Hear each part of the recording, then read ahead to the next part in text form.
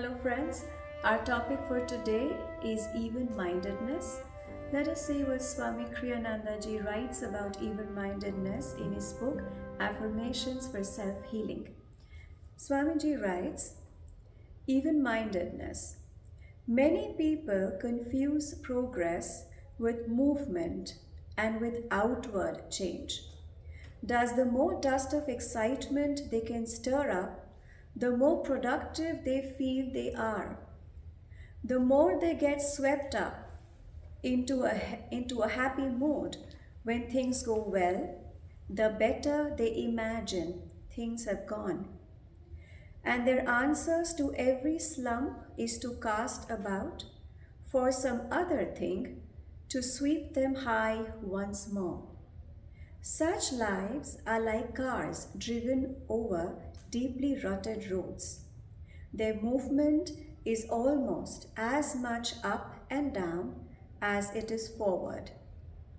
With even-mindedness, progress is a straight, not a jagged line. Progress, however, should mean above all progressive understanding. Even-mindedness bestows clarity of perception, which is the ability to see things as they really are, undistorted by emotional bias. So as Swamiji explains here, that most of us feel that we are progressing in life, we are successful in life when there is a lot of excitement, when there's a lot of outward changes happening, when the life is fast moving, and we feel that because everything is changing very fast, because there is so much movement, there is a lot of progress happening in our life. But Swamiji says that that is fine, but progressing really is progressing in our understanding about things, progressing in our mental capacity. The growth should be more in our mental capacity, in our better understanding about things. And so it should not be like only an outward success, but true success is when our understanding expands, because with a broader understanding, our soul is able to evolve more, and that is actually true progress and true growth, when the soul can evolve to a higher level of consciousness, to a better understanding about things. That is actual more progress. And most of us, we feel that and for this, for this real progress in our mental capacity and more evolvement of the soul, the most important ingredient here is even-mindedness.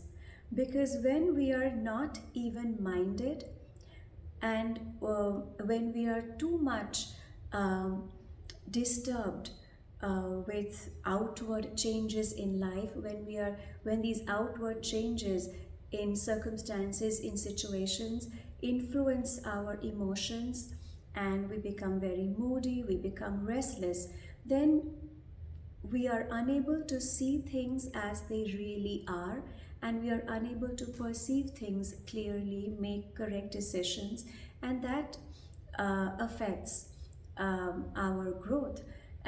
But if a person is even-minded, meaning that when the person is doing all these activities, all his activities of life, be it simply doing meditation or be it doing the mundane daily activities of life, whatever the person is doing, if the person is detached, is not attached to the outcome of the things, to the success and failure of the things, then his mental balance remains, it sustains. And when the mental balance is sustained, then that also brings about an inner sense of calmness. It brings about better perspective, better able to understand things, more clarity about perception, perceiving things in a more clear way, and also seeing things as they are and not being colored by emotions, by mood swings. And these things are important in life because uh, it helps us to make better solutions, better decisions in life, and helps in our overall development in life. And um, also, um, our soul, the quality of mental evenness and this inner calmness, even mindedness, it is a soul quality. And when we are even minded, when we have that mental equilibrium, then this quality also helps us to, and this better understanding which it brings, it helps us to it also helps us to realize our true nature, realize our uh, connection with the infinite spirit, what we truly are. Because Yogananda ji also says that when um, our mind is too much identified, when it identifies with little things, ups and downs of life, then it is unable to identify with this universal consciousness of God. And our soul is a part of that spirit. And when this soul is too much identified with these unchanging outward situations, these failures and success of life, with a lot of disturbing mental disturbances or emotions and restlessness, then that soul is not the soul, which is actually a reflection of the spirit, of the infinite spirit. That soul cannot reflect or mirror or cannot help us experience that oneness with this changeless spirit. Uh, so even in the Bhagavad Gita, Lord Krishna says that one must not focus on the fruits of the actions, but one must do all the activity, do all the actions, and which also means the mental actions, what we think and what we do physically, we should do it only to please God. And because if we see, God also works in His creation with complete inner evenness, with a sense, a little bit of a detachment to the outcome, to the results.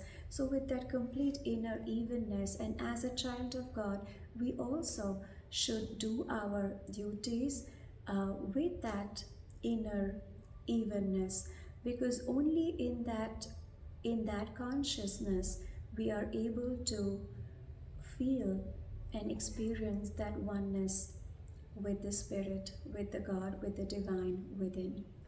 Hence, now let us see what the affirmation is for even-mindedness, which is an extremely important quality. And also Paramhansa Yogananda ji again and again encourages us that we should always be even-minded and cheerful at all times. Now let us do the affirmation together. I will first read the affirmation, and then we are going to do it together, first loudly, then in a softer voice, then in a whisper, and then mentally only. So the affirmation for even-mindedness is: I remain untouched by gain or loss. In the calm mirror of my understanding, I behold thy light reflected.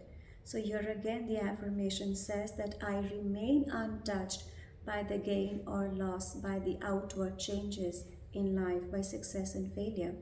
And in the calm mirror of my understanding, with this greater understanding and with this inner calmness, only then I can behold thy light, the true spirit of the true spirit of God, the true self, the true nature, what we really are. Only in that inner calmness can we perceive God in true sense.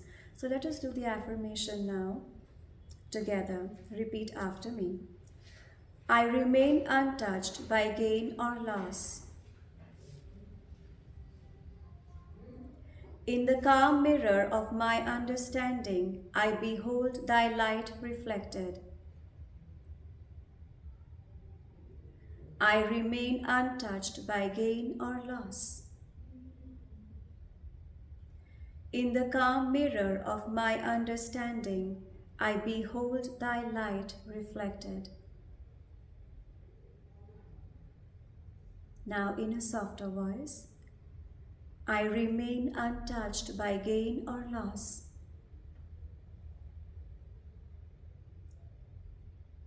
In the calm mirror of my understanding,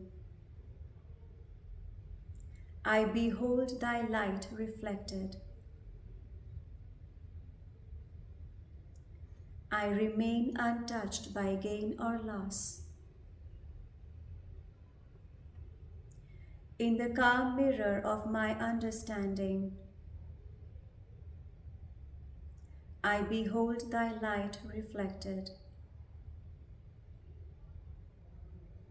In a whisper, deeply concentrating at the point between the eyebrows, I remain untouched by gain or loss. In the calm mirror of my understanding, I behold thy light reflected. I remain untouched by gain or loss. In the calm mirror of my understanding, I behold thy light reflected.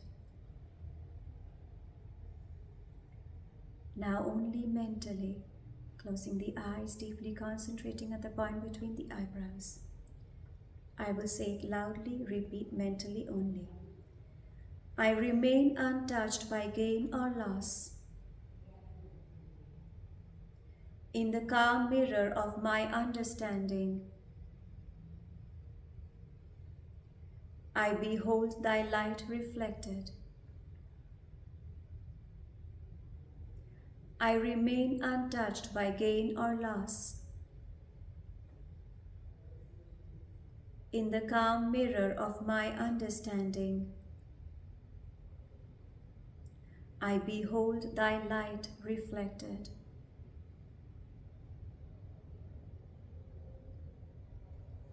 Now let us do the prayer together. Repeat after me with closed eyes. When I rejoice, Lord, let it be with thee. And when I grieve, help me always to see thy sunlight through the mists. When I rejoice, Lord, let it be with thee.